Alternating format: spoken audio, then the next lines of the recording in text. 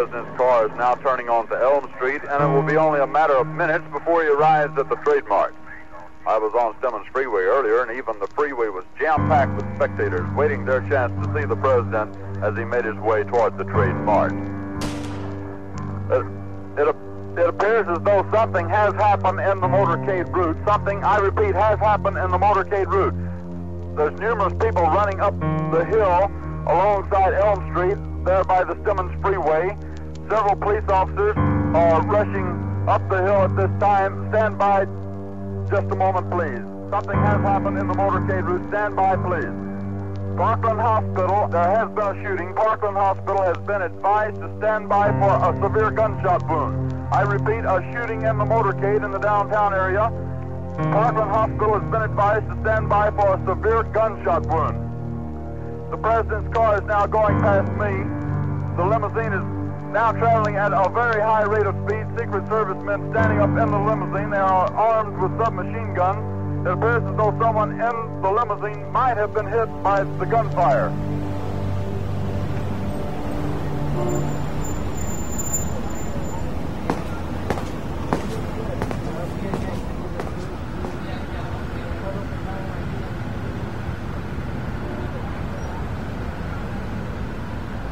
You're listening to Adams, Motion, and the Void.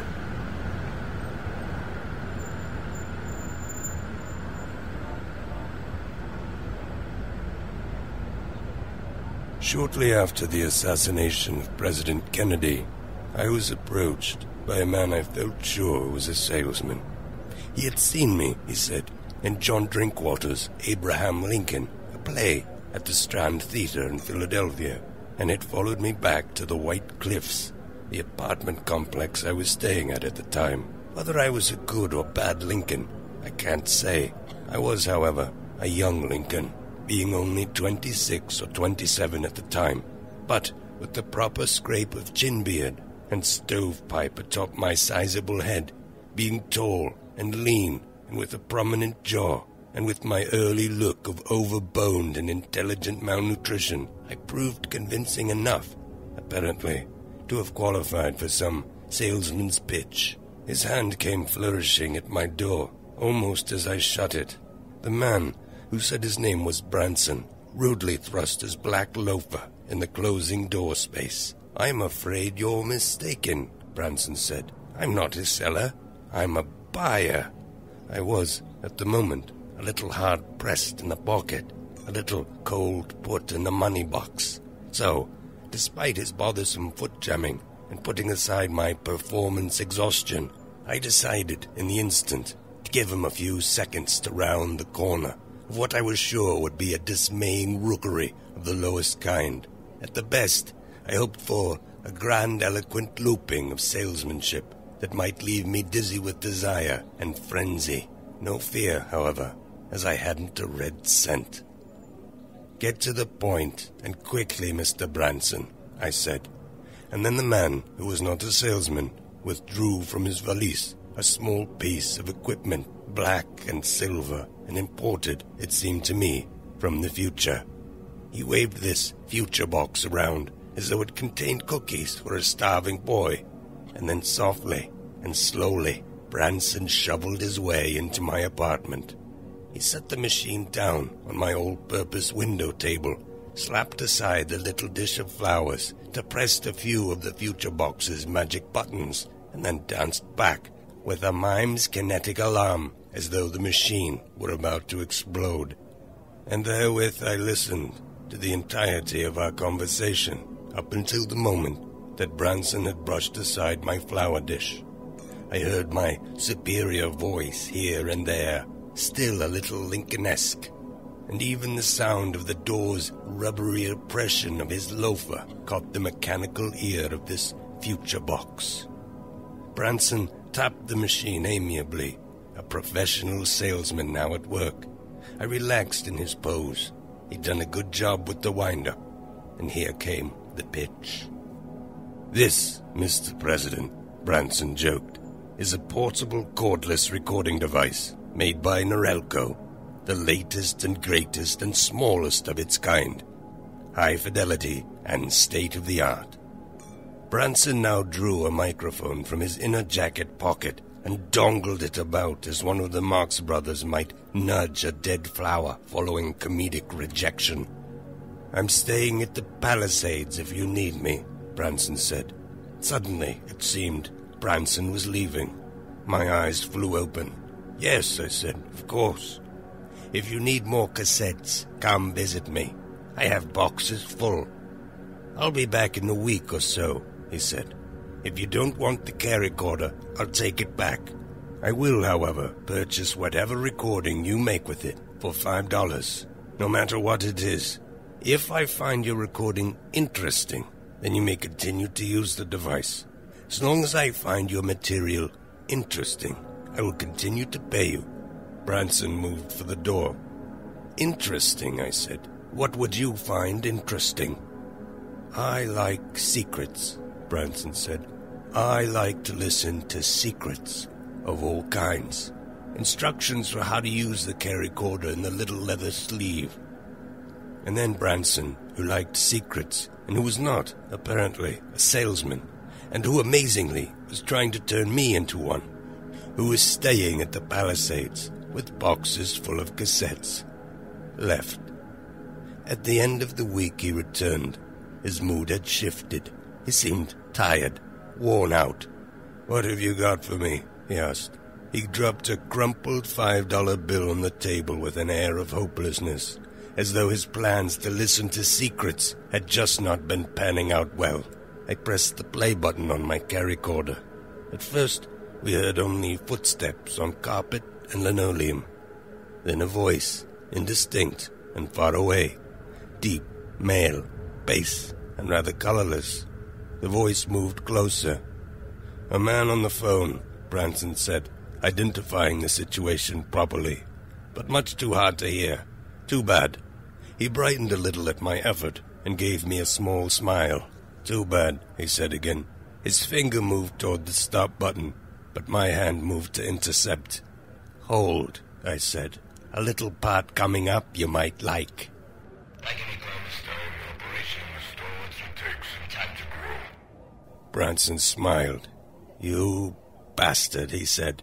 His face completely returned to its former sunny state. He lifted the crumpled $5 bill from the table, neatened it, flattened it, coaxed it back to life, and handed it to me with a regal flourish. "You'll need more cassettes," he said. He drew a box from his valise and placed it on the table. "I can't be the only one," I said, "who found you the most secretive person of their week."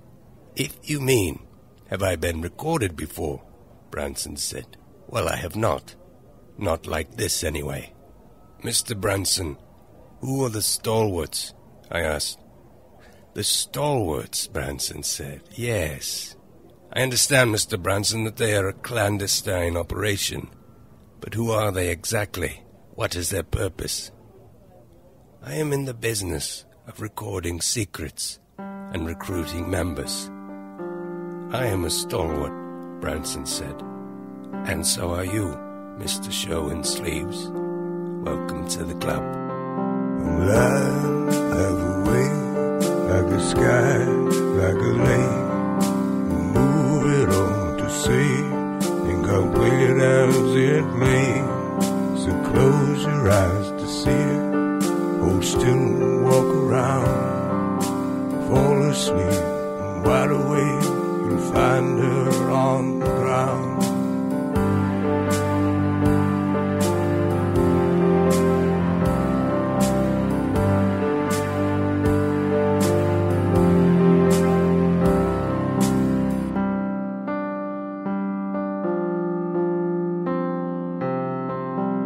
Nobody who wants you, nobody who wants you, nobody who wants you, nobody who wants you.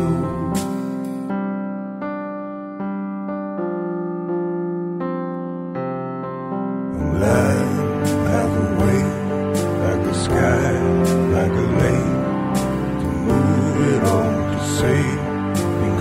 it as it may. So close your eyes to see it. Hold still to walk around. Fall asleep and wide awake and find her on the ground. Nobody wants you. Nobody wants you. Nobody wants you. Nobody wants you. Nobody wants you. Nobody wants you.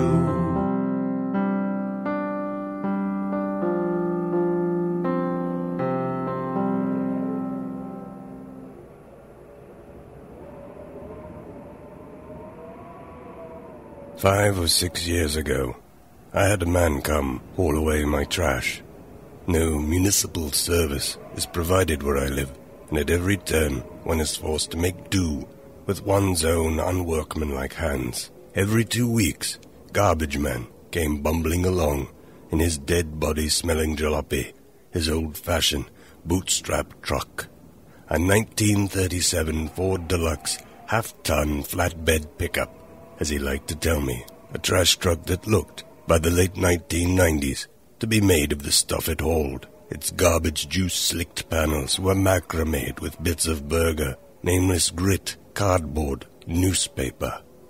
Once I stepped down to examine a peculiar, stick-like length attached to the rear fender. Turned out to be a bone, possibly from a cat or small dog. But the truck itself was engulfed in its own repulsion and looked like a sticky flytrap that had completed its goal and maximized its surface. Now, I live well up on top of Market Mountain, and I regularly saw him stalled out and broken down along the log trail that ascends to and fro along the sheer that spinnies to my cabin. I would watch him from my pleasant distance with a set of binoculars, and for whatever reason, enjoyed his mechanical performance. He'd haul a wooden tray of tools out from some secret compartment beneath the truck. Then he'd mount a miner's lamp on his head, scroll open the hood, and set to work, literally climbing in. It must have been deeply hot in there, with all that old engine strain still bearing. Usually he was only delayed 20 minutes or so by these breakdowns, but Garbageman was never angry with me on account of the excessive terrain I forced him to travel. I always expected that he might put the burden on me, blame me, as though it were my fault that I lived way up a fierce mountain that lacked good road, rather than his fault for having a 50-year-old truck made of bologna sandwiches. Those drawn occupationally to waste share a shelled look, the meat-crawled away countenance of those who've been to war and suffered purely for it, as though their attention can never quite be drawn away from the felt horror. Garbageman had this aspect, was thin, haunted with dry skin and poked-out teeth. On his head was a damp-looking ball cap, from which descended a mess of greasy sprigs and the occasional dangling humpy clump. Whenever I got close enough to him on his monthly payoff, I heard the desperate wheeze of his poor man's lungs. I'm sure I looked down on him and treated him with some sour scrutiny as from on high.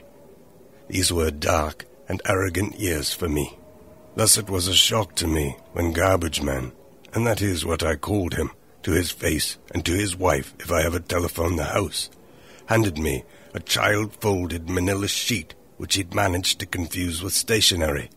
In softly pressed pencil at the top he'd written, "Profile of Garbageman." There followed a list of his honors, accomplishments, goals, problems, and whatnot. The whole kit and caboodle that went into making Garbageman the complete and utter cancellation that he was. "Read it sometime, if you will," he said before departing. After reading his tablet, I was enraged. It wasn't a lengthy screed, and his truck was still stumbling along my mountain face. I am a human being, it started. My name is Roy Cunny. I have Hep C, take interferon, and I'm married. The doctor says he don't know. We live in an actual home made of a trailer, and I make a decent wage, meaning we have always food on the table. We don't have kids, 'cause even though we tried, we didn't.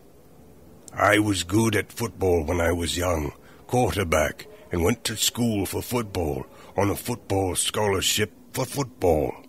I got drafted into the pro leagues back in the days above Johnny Unitas. Before him, I got drafted, meaning I was better. Got hurt my damn first week in camp. I had 3 surgeries on my knee by Dr. Willoughby, who you can read about, and you can read about the way he tried to fix my knee in American Knee Journal, or whatever it is. But nothing changed, though I could walk, and he said I should be thankful. Without that, I would have been a football star, as big as Johnny Unitas. I know it in my heart, and the drafting scouts of then would say so too, and this was considered a sports tragedy in the newspapers. I would have had all kinds of money and had a life much different. It's been hard. Being a garbage man is like having an F on a test at school, especially when you come from where I did. But nowadays, after the long haul of having that F on the test stare at me day in, day out, it's also helped me get somewhere away from the idea of life as a test where you get a grade. I had to realize that I was nothing, which maybe sounds funny.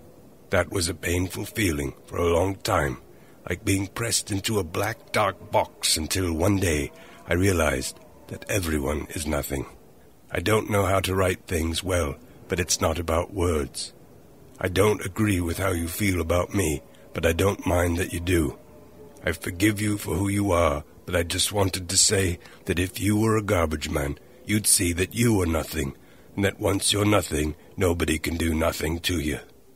I'm not saying this for me, but for you, 'cause there's something in your eye that's asking. Like you're feeling that feeling of being pushed into a black dark box, like an F on a test for your own reasons. I'm done. Signed, your friend, Garbageman, a.k.a. Roy Cunny. At the time, I was enraged by this tract. Roy Cunny had set himself out as a kind of Jesus Christ. He was good, and I was bad. He knew, and I didn't. He'd learned the hard lesson, and I was in some kind of misery-form, self-satisfied delusion. Being a garbage man was the way to an A on the test. Who was I in all this? Pontius Pilate, the Roman persecutor. His jalopy popped and bumbled along the log trail, and I called out, "I will not join this Church of Christ garbage man." It cannot have been my voice. I will take no responsibility for this. There is no voice, I think, no matter how loud, that can, through its wave force, cause even the slightest movement of an object. But Garbage Man's truck suddenly lost control, staggered like a shot elephant, and fell over. And then some unseen momentum pushed it up again, and then the truck made a single leap down the embankment. It seemed for a moment to take a grip on its old wheels as garbage spumed into the air with volcanic panache. Books that I'd just thrown away spread-eagled and jackknifed. But then, unremitting terror, the truck rolled again. And then, with a shifting perspective, I realized the truck was rapidly falling away, having entered a blinding freefall down the sheer. It cannot be that I killed the Garbage Man. I know this, but the conspiracy of events that led to the theatrical setup of Christ and Pilate, of victim and persecutor, of Lamb of God and Beelzebub, of my yelling scream and the impactful shudder of his truck, was so perfectly consanguine that I cannot help but take myself deeply into the experience, as having taken part of a very large arrangement between cause and effect. When I was a child, I used to try to explode jetliners with my mind. If one had ever coincidentally exploded, I would have known that it was not me. But simultaneously, and with special never to be talked about certitude, I would have known that it was. I went inside, had something to eat, and at the moment I was about to throw away the food box, I froze over the trash bucket. It was time, I realized, even at this earliest of possible moments, even as Garbageman lay dying on some lower tier of Market Mountain. Time for me to secure a new trash service. The world swarm by expert will come down from parts unknown. So I've been a long time always making, so I spent my whole life in the making, just on the crust that's crisp and breaking, then upon the filling, sweetly tasting, always on my own.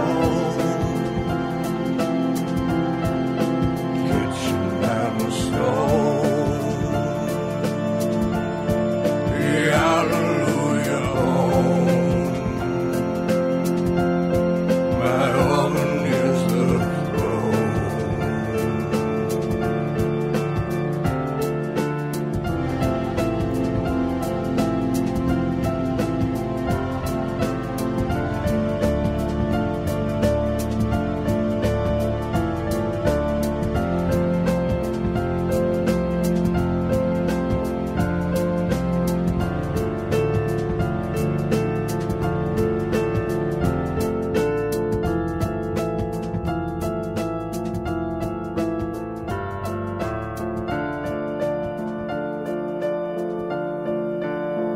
You've been listening to Atoms, Motion, and the Void.